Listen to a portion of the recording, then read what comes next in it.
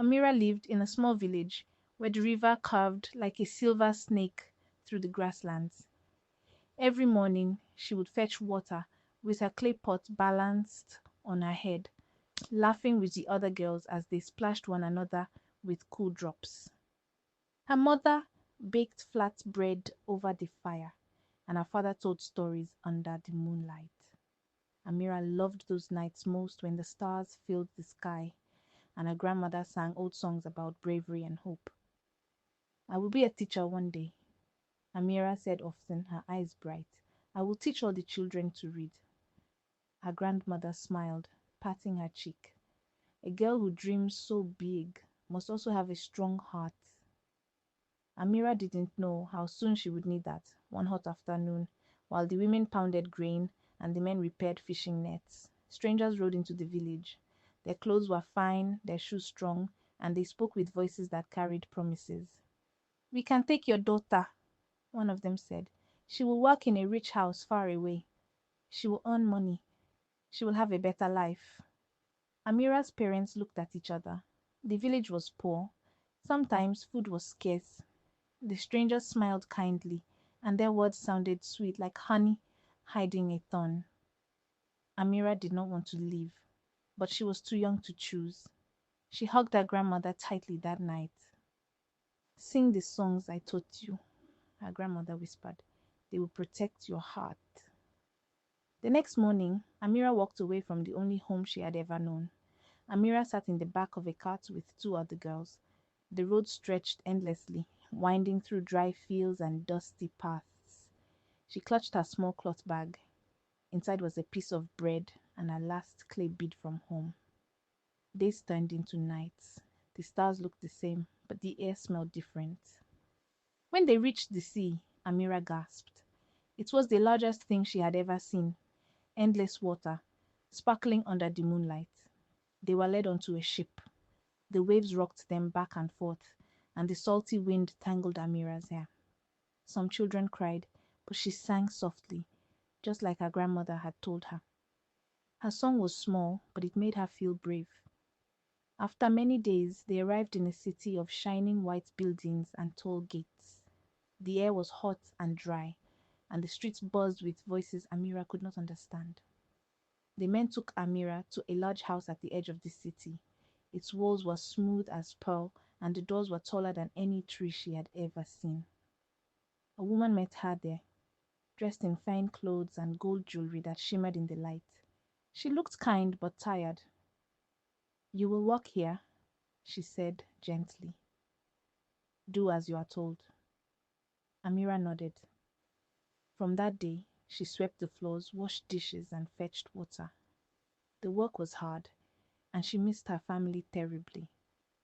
The nights were quiet and cold, and she often cried softly when no one could hear. But every night, she whispered her grandmother's songs before sleeping. The words felt like warm hands around her heart, reminding her that she was still Amira, the girl who dreamed of becoming a teacher. Time passed slowly. Amira learned the rhythm of the house. The sound of footsteps in the halls, the smell of bread in the kitchen, the call to prayer drifting through the window. Sometimes, when she thought no one was listening, she sang while she worked. Her voice was soft, like the rustle of leaves. One night, an older servant heard her and asked, Why do you sing, child? Amira smiled shyly. Because when I sing, I remember who I am. The woman nodded. They never stop. Songs are stronger than chains. From that night, Amira sang every evening songs of home, of rivers and stars, of courage and hope. The house felt a little less cold when she did. One morning, Amira was sent to the market to help buy bread and dates. There she met another servant girl named Layla. Layla had bright eyes and a quick smile. She spoke a little of Amira's language, and soon they became friends. They met at the well whenever they could, sharing stories and laughter. I miss my home, Amira said one day. Layla nodded. I do too, but I believe we will be free again someday. Layla's words stayed in Amira's heart like a spark in the dark. Together, they promised that no matter what happened, they would never stop. One afternoon, a woman came to the house. She was a teacher from a nearby school. Amira served her tea and listened quietly as the woman spoke with the family. You have such a thoughtful girl, the teacher said kindly, noticing how Amira handled the cups with care. Does she go to school? The lady of the house smiled sadly. No, she works here. The teacher turned to Amira. Would you like to learn to read? Amira's heart leapt. Yes, she whispered. Very much. The woman nodded. Then come to my school in the afternoons. Everyone deserves to learn. Amira could hardly believe it. For the first time in years, a dream flickered back to life. Amira began to visit the school each evening. The teacher showed her letters and words. Soon Amira could read little stories and even write her own name. She studied hard, and her songs filled the classroom.